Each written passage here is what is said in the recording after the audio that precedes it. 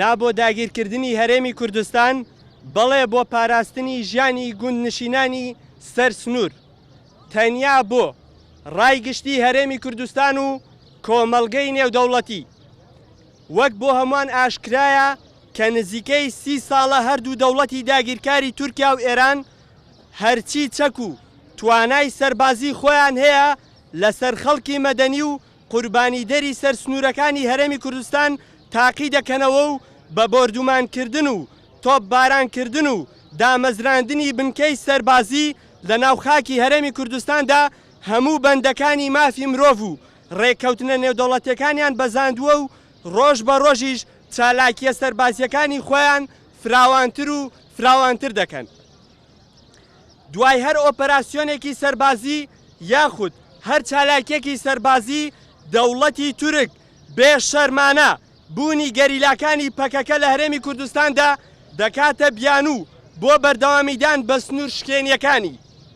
بەشێک لە حزبە داردەست و هاودەستەکانیشیان بوون بە ماکینەی پروپاگەندەی ئیعلامی دەوڵەتە داگیرکەرەکان بۆ بڕواهێنانی خەڵکی کوردستان بەم پروپاگەندە ناقۆڵانەی ئەردۆگان و حکوومەتەکەی.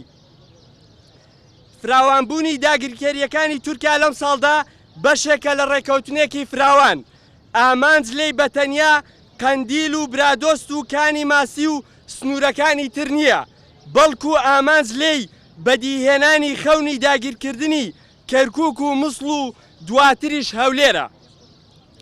حەزبە سەردەستەکانی کوردستانیش لە بری بانگەوازیکردن بۆ یەکبوونی نیشتیمانی و بەیەکەوە ڕوبەڕووبوونەوەی ئەم داگیرکاریانە بەشێکیان بوون بە کەواسووری بەرلەشکر و ڕێنیشاندەری سەربازانی تورک بەشێکی تریشیان بە دیار کوشتنی خەڵکی بێتاوانی سەر سنوورەکانەوە بێدەنگ دانیشتوون.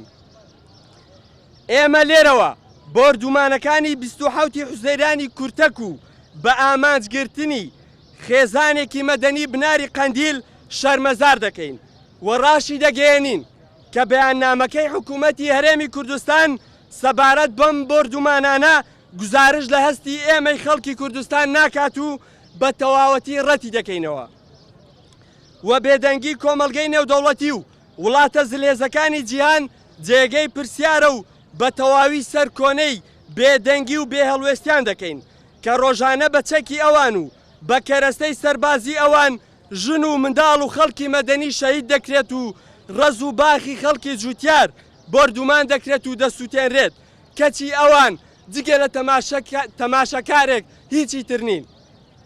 لە کۆتاییدا بانگەواز لە خەڵکی هەرێمی کوردستان دەکەین کە هەمومان بەیەکەوە خاوەنداریەتی لە شەهیدان بکەین و یەکدەست و بە وشیارانە ڕوبەڕووی خواستی گڵاوی دەوڵەتە داگیرکەرەکان ببینەوە. ڕێگە نەدەین چیتر خەڵکی مەدەنی کوردستان ببێتە قوربانی. چالاکان و ڕۆژنامەنووسانی ڕاپەڕین 1 تەموزی 2019. زۆر سپاس. سەرەتا بە ناوی خۆمان و بنەماڵەی شەهیدانی قەندیل دەستخۆشی لە ڕێکخراوە مەدەنی و خەڵکی بە شەرەفی کوردستان و تایبەت گەنجانی خۆشەویست و ڕێکخراوەکان دەکەین ئەمە جێگای دەستخۆشی بۆ ئێمە لێرەدا لە بناری قەندیل سەرەتا بۆ جاری یەکەم نییە و بۆ جاری دووەمیش نابێت ماڵباتانی مەدەنی دەکەنە قوربانی بە بیانووی هێزەکانی پەکەکە لە بناری قەندیلدا. لێرەدا جێی داخە بۆ حکومەتی هەرێمی کوردستان ئەو جێگایە کە قوربانیانی ئێمەی تێدا ڕووداوە ئەمە بەڕاستی بنکە و بارەگای پەکەکە نیە ئەوە ڕێگایەکی سەرەکی زیاتر لە 100 گوندی هەرێمی کوردستانە. لێرەشەوە پامێک بۆ حکومەتی هەرێمی کوردستان و دەوڵەتی عێراق دەنێرین سەرەتا لە حکومەتی هەرێمەوە. حکومەتی هەرێم زۆر بێباکانە زۆر شەرمنانە زۆر بێ احترامانە بەیاننامێک دەکات عەرق بە خوێنی شەهیدانی ئێمە و گەلی کوردستان. ئەوەی بەیاندامەی کە حکومەتی هەرێم دەری کردووە زیاتر کە سوکارەکەی ئێمەی شەهید کرد زیاتر ئێمەی ناڕەحەت کرد. لێرەشەوە حکومەتی عێراق پەیامەکە و هەڵوێستی حکومەتی عێراقمان بەلاوە جوانتر بوو لە هەرێمی کوردستان. لێرەشەوە دەستخۆشی بۆ ئێوەی بەڕێز ماندوو نەبوونی ئێوە ئەو چەند ڕۆژێ هەمووتان لەگەڵ ئێمە بوون جێگای دەستخۆشیە جێگای ڕێزە ئەو ئەرکێکی ئەخلاقی و نیشتیمانیە. من لێرەدا دەستخۆشی لە یەکەی ئێوە دەکەم دەستان خۆش بێ ماندوو نەبن. سپاس بۆ ئێوەش بۆ کەناڵەکانتان دەستان خۆش بێت.